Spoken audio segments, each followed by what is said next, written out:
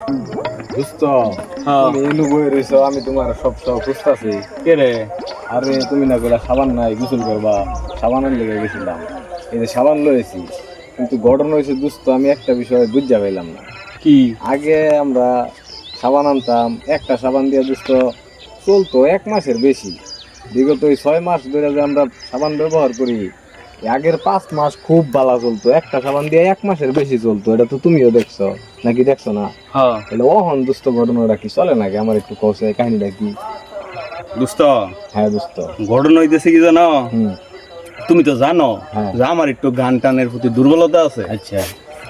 আগে আমি তো তোমার এমনিও গান গাই, আবার গোসল করবার যাইও গান গাই। আচ্ছা, এটা তো শুরুতেই তোমার একটা অভ্যাস, এটা আমরা জানি বেহি।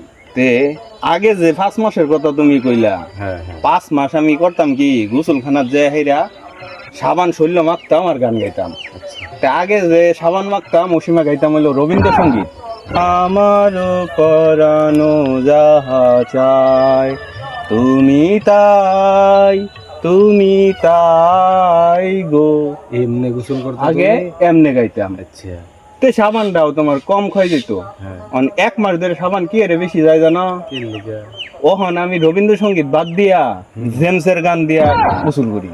তাই নাকি? জেমসের গান হইতেছে তুমি জানো না কি রকম? জাকানাকা দেহ কেন দোলে না। ও, এর লেগে তো কই, কি এর লেগে গত 1 মাস ধরে সাবান আর তেজ মারা হয়।